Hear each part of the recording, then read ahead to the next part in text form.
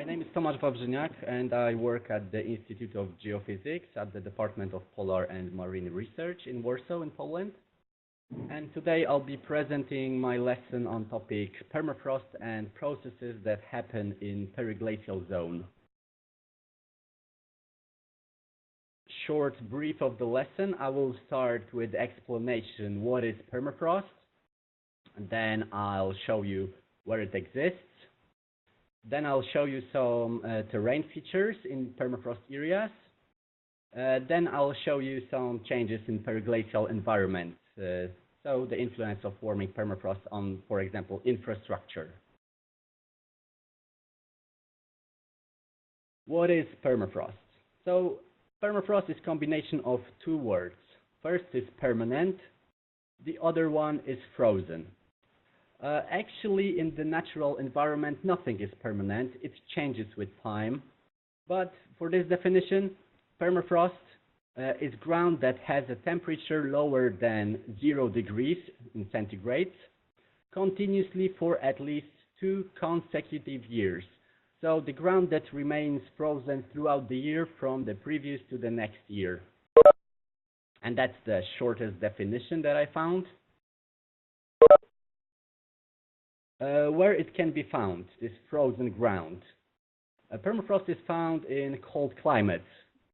These cold climates you have in high latitudes, so closer to the poles, North Pole and South Pole, or in high altitudes, so in high mountains, where the ground does not thaw completely even in summer.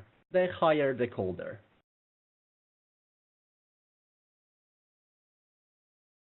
As I mentioned, the definition, it is based entirely on temperature. So when you have temperature below 0 degrees in 2 consecutive years, there is permafrost, and that's the name of it.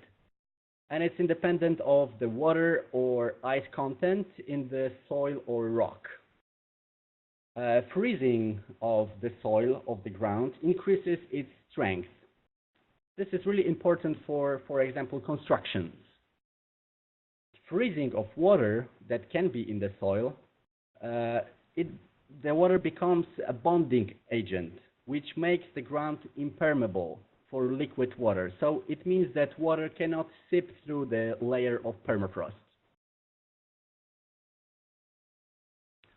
What can influence the temperature of the ground? The most important is, of course, air temperature, because air temperature influences the temperature of the ground. The thermal and humidity properties of the soil. These are also important factors. Other one is solar energy that change with the height of the sun over the horizon. That's important because, for example, in polar regions, for example, close to the North Pole, there is half of year without sun and half of year with sun above the horizon. So polar night and polar day. And other factor that influences the temperature of permafrost is the depth of permafrost.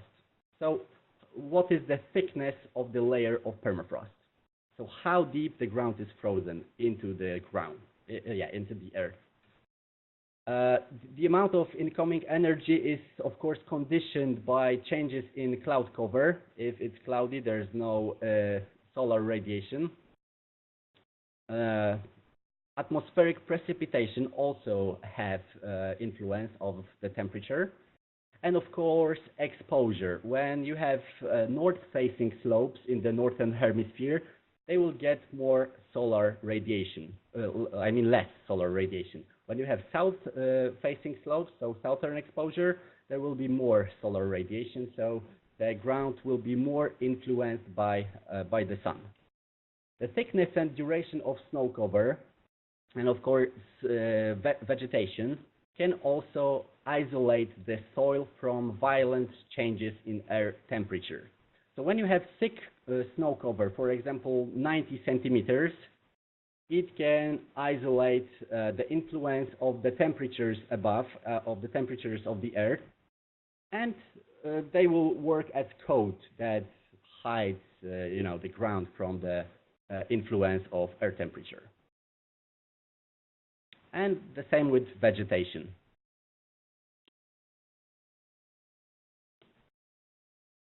In permafrost system, there are complex processes between atmosphere, hydrosphere, and land.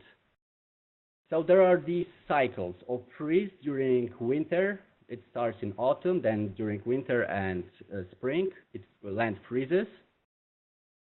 And then we have thaws during summer. Yeah, I have requests to send this lesson via email. Sure, but I'll do it after the lesson, right? Is that okay for you, Bayrami? Alkita Bayrami? Yeah.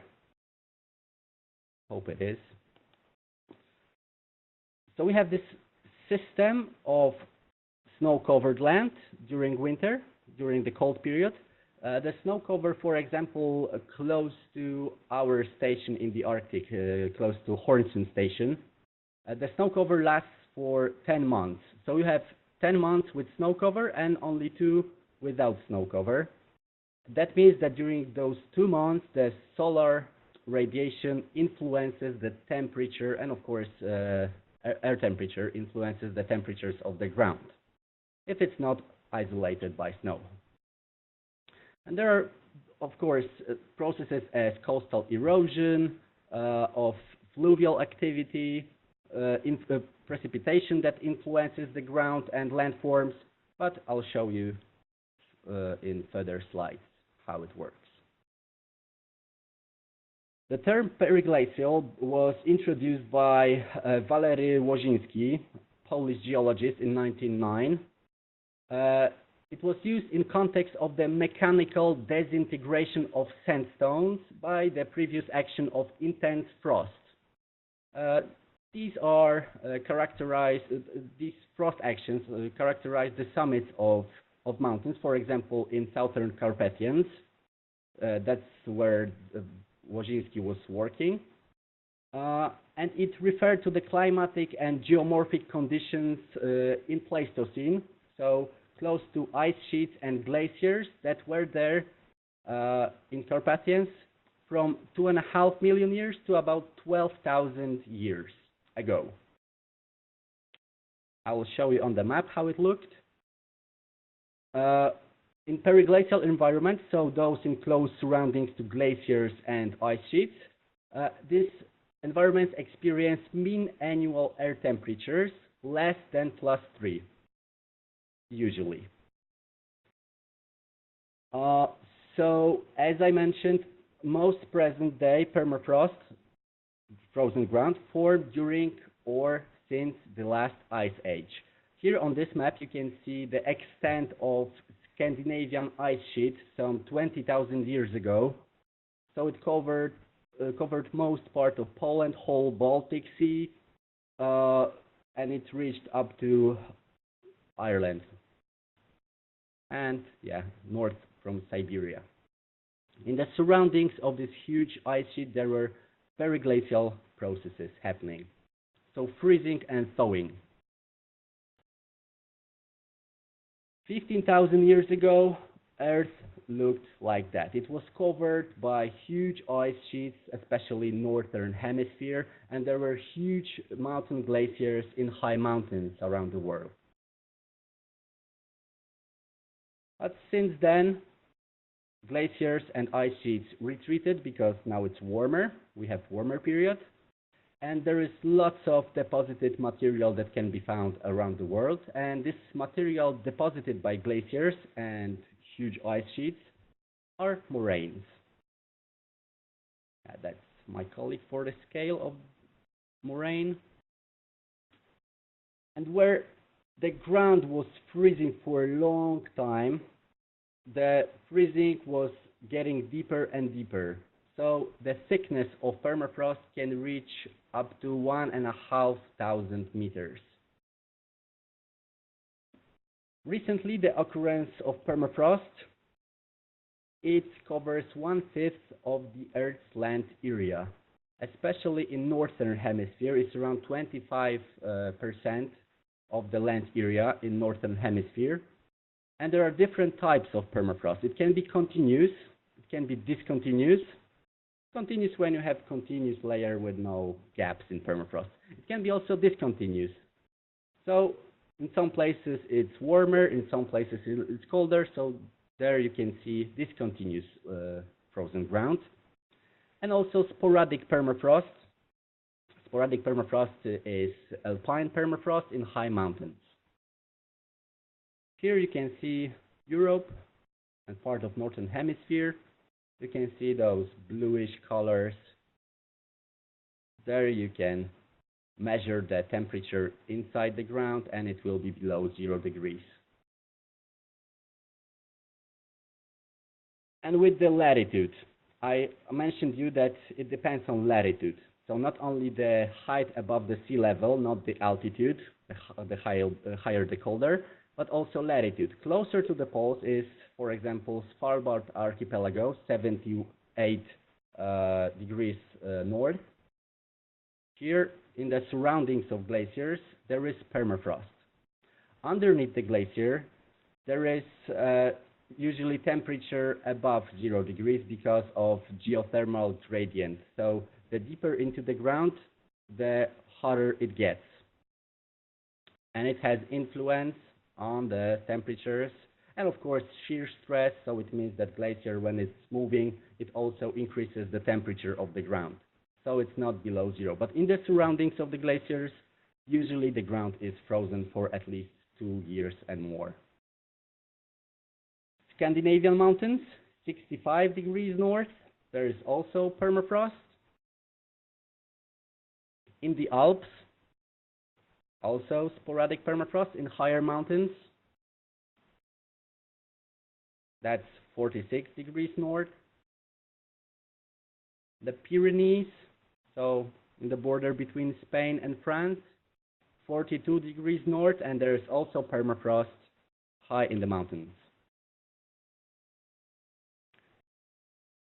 There is ground that stays frozen, but the upper layer on top of permafrost thaws. Thawing means melting for water, but the ground thaws. So thawing occurs during summer, and during winter it freezes again, this thin layer on top of permafrost. So just underneath our feet when we go there, some of the land will be not frozen during summer. In areas with cold summers, when the temperatures are not high during summer, you can get as much as 10 centimeters of active layer. Where you have warmer summers, active layer can reach up to 2.5 meters. In areas of discontinuous permafrost, the active layer can be very thick, up to 5 meters, or can even not freeze during winter. It will be frozen just underneath those 5 meters.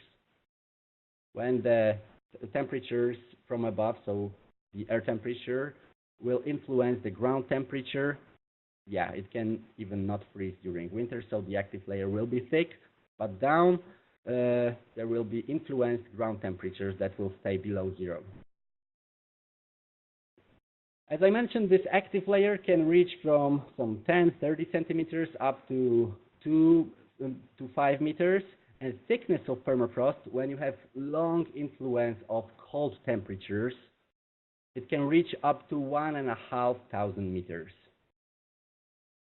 So pretty thick, as you can see. And that's just for showing you on this chart, there are temperatures. To the right, you have temperatures above 0. To the left, temperatures below 0. The upper part is the active layer, so the layer that can be unfrozen for some time of year. And underneath, there is permafrost. But I mentioned before, there is also geothermal gradient, so heat from the inside of the earth that will warm the permafrost from underneath, so it won't be also frozen under the permafrost. But there is this active layer where permafrost temperatures can change. So there is this permafrost table that can move, and isothermal permafrost that will stay with the same temperature for a long period. And connected with those periglacial environments, so environments close to the glaciers or areas high in the mountains, there are different processes. One of them is frost weathering. So when you have this freeze and thaw cycles, so it means that during summer the land thaws, during winter it freezes again. There can be also water because during summer the snow or ice can be melted. And when water freezes again, it changes its volume. The volume of water increases by 9% when it freezes again. So when you have liquid water, then when it freezes again, so for example, you won't put the water, glass with water to the freezer because it will increase in volume and it will crack your glass.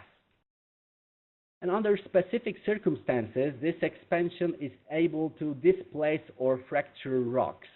So when there is crack in the rock, when the water seeps inside and it freezes, it can just crack some huge rocks. So we have these frost weathering processes called frost cracking or frost heave. So frost heave means it goes up and down. Water expands and lifts the ground upwards. There's also chemical weathering. It's common in coastal areas. Chemical, it means that there is, for example, salt that also can change in volume. So it breaks rocks as well. There is also downslope mass movement. Frost creep, for example, when the land creeps slowly with the ice. There is solifluction when the ground is not frozen, so when an active layer has influence on slopes. So slopes, all the materials on slope will move slowly. It's called solifluction. When it's frozen, if it's, all the temperature is below zero of the ground, it's called gelifluction. It's also slow process of the slope that will go just slowly down. Other periglacial processes are connected with snow. These are called nivation. So ice patches that influence the weathering and erosion of land. There are also fluvial, so river connected processes. Frozen sediments that can be removed by riverbank erosion. I will show you some pictures afterwards. And also wind has huge influence on these periglacial areas. There is erosion of strong winds that deflate the surface. Those winds influence the vegetation, soils, and move the fine materials. And because there are those periglacial processes, in periglacial environments, you can see different landforms.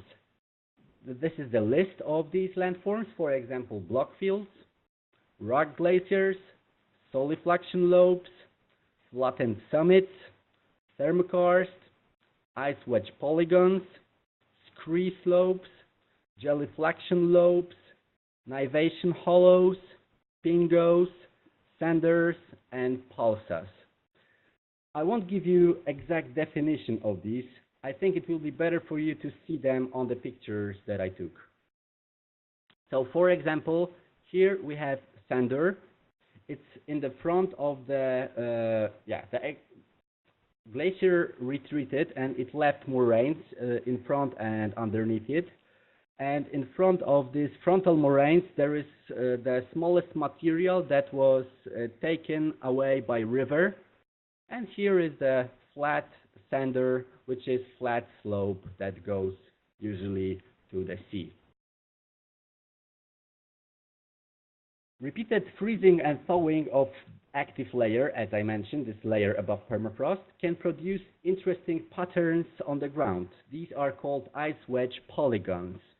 And there are different types of these polygons. There can be circles, nets, and stripes. This is how they look. Here are some circles. Here are some stripes. And how these are made. These are made by ice wedges that contract and crack. So during winter, it can be, lots of moisture, lots of water in the soil. And when water expands in the soil, it can crack the land. So on the left, you can see how it looks during summer. When you have frozen active layer, the cracks during winter that they appear, and they can reach up to even a few meters. So they crack during cold season, and then are filled by water and some materials, sediments. And if it happens again in next years, it can, last for even hundreds and thousands of years. You will get the bigger and bigger cracks that during summer are filled with those little sediments or water. And here, you can see how those ice wedges are made. On the right, there is a picture of ice wedge, some vertical vein, as you can see. And you can see those polygons, patterned ground, everywhere when there is a periglacial zone. So, for example, I showed you the map of the extent of ice sheets some 15,000 years ago. So when the ice sheet was in Poland, for example, or in other parts of Europe, south from it there was patterned ground, so periglacial environment, and still those patterned ground can be seen from above. That's close to Bielsk Podlaski in Poland. There are also solifluction lobes.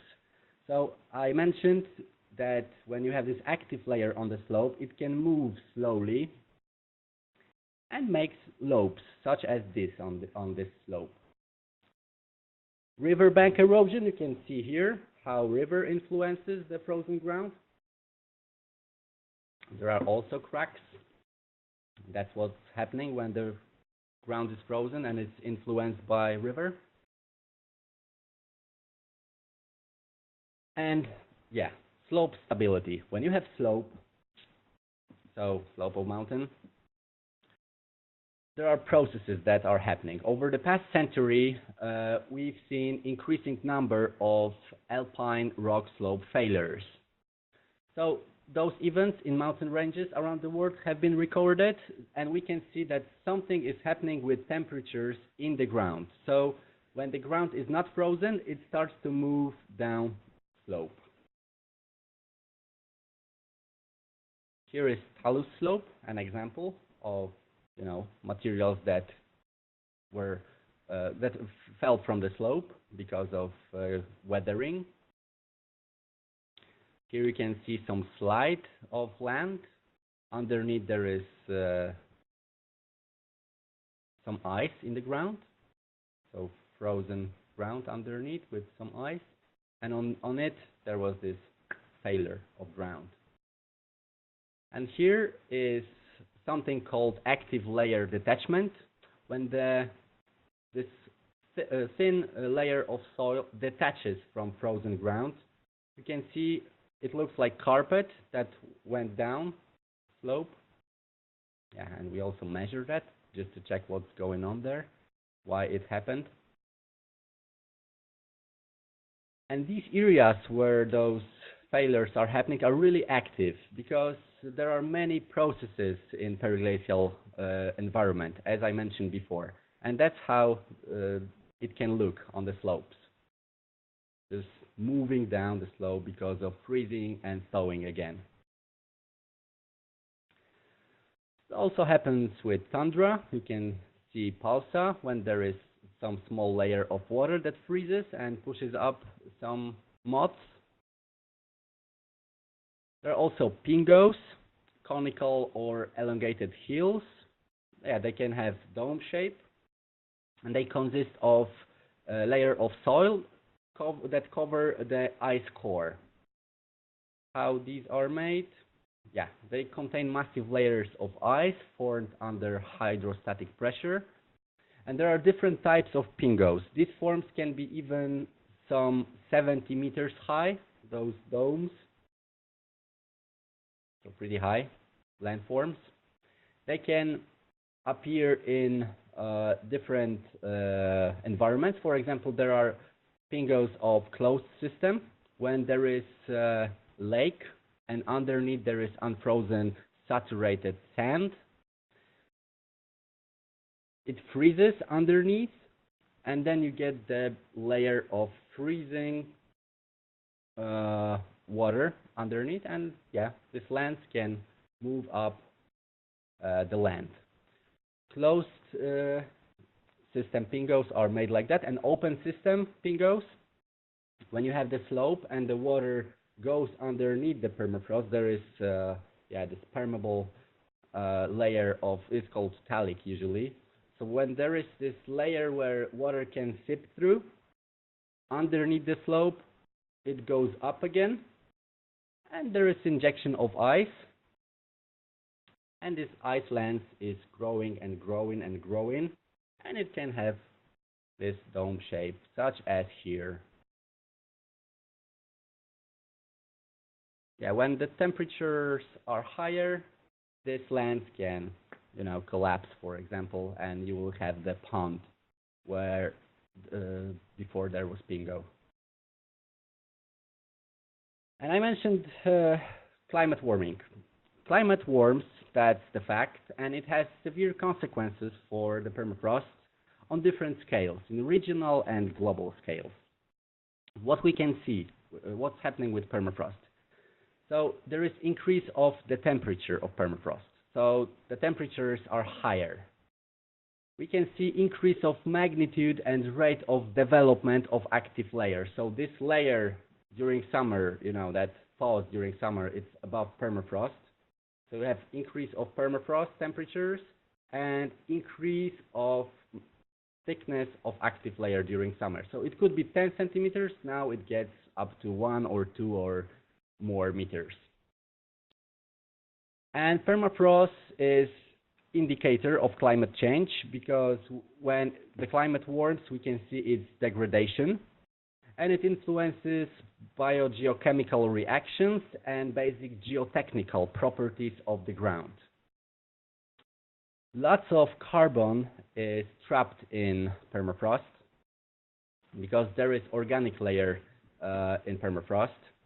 So lots of carbon is there. When it's frozen, it stays there, but when it unfreezes, when it thaws, it's released to the atmosphere. And there is more carbon in permafrost than in whole atmosphere. It's even twice more than in the atmosphere. So when it's released, this carbon, it can influence the atmosphere because more carbon dioxide and methane will be released. And these are one of the most important greenhouse gases. Greenhouse gas is a gas in the atmosphere that absorbs and emits radiation within the thermal infrared range. So it has global warming potential. We have the solar radiation that comes to the Earth.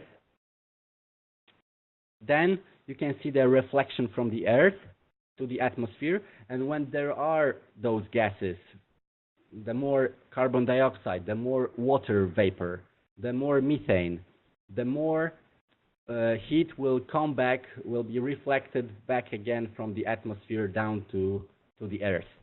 That's why, this release of the carbon can influence the global warming. What we do to measure permafrost, for example, where I usually work at Polish Polar Station Hornsund, it's located in Svalbard archipelago. Here is location of the station. Close to the station, I drilled some boreholes. So these were drilled into the ground, and I just put there some sensors with loggers. So we log the data, and those sensors measure the temperatures of the ground. So we measure temperatures up to 20 meters below the ground surface, but there are also boreholes that can reach deeper, even more than 100 meters. And these boreholes give us data on what's the reaction of ground temperatures. So we get the ground temperatures from these sensors, and we know what's going on there. Last year, I published some article where I showed the distribution and evolution of subsurface temperatures. On this chart, you can see that y-axis are the depths, so from the top to 20 meters below. And x-axis is years. So from 1990 up to 2015, there are data of the ground temperatures. You can see in this period, in these 25 years, we can see the bigger influence of warm temperatures. So warm temperatures penetrate the ground and they influence the temperatures of permafrost. Here, temperatures of permafrost start with the green color. The temperatures above zero are yellow, as you can see. So yeah, you can see the influence of warmer temperatures and penetration of heat that goes deeper and deeper almost every year. In such areas, in periglacial zones, all the constructions, all the buildings, whatever you construct, they have to be set on the piles. And these piles, you can see the pile drive here that puts the piles into the frozen ground. Yeah, these are for that purpose, because you cannot have normal fundaments underneath the buildings, because there is this active layer that changes with years. So you want to get those piles as deep as you can just to reach permafrost, just to stable the whole construction. Yeah, here's example of pile driver.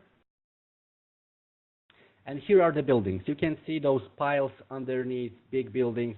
These are in Pyramiden in Svalbard. That's Russian town there.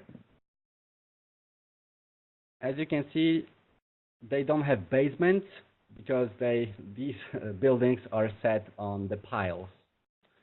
Because there is no influence of the building to the ground. It has the air has to move underneath. That's for ventilation of the building, because you don't want to warm up the permafrost that lays underneath. What happens if there's no piles like that? There is heat from the building that influences permafrost. And here's an example of some building in Alaska that collapsed during, after some years after the construction of it. There were no piles, and this building influenced the temperatures of permafrost, and it collapsed with the active layer. Other buildings, I mentioned to you that there is influence of warming temperatures to permafrost, and that's building in Longyearbyen in Svalbard. It was set on the piles, but these piles weren't put deep enough to stay there in the frozen ground. Now we have thicker and thicker active layer. That's why those are not stable, and these buildings can collapse. And there's lots of engineering work that has to be done. If there's no piles, you can see again building that moved because it was set on the ground, not on the piles. Again, some cracks because land is moving underneath. And for example, in Alaska, there is this Trans-Alaska pipeline. This pipeline is also set on piles, just to avoid thawing of the ground. So everywhere where there is permafrost, all the constructions have to be different, have to be set on the piles that will reach the frozen ground, the permafrost. And the thicker is the active layer, the more problems you will have. Now we see warming climate, it influences the active layer, and when it's warmer, the active layer is thicker, so those piles should be deeper and deeper. When people set up new buildings, they have to drill deeper. And that's all what I prepared for today. Do you have any questions or comments on this lesson? I'll be happy to answer them.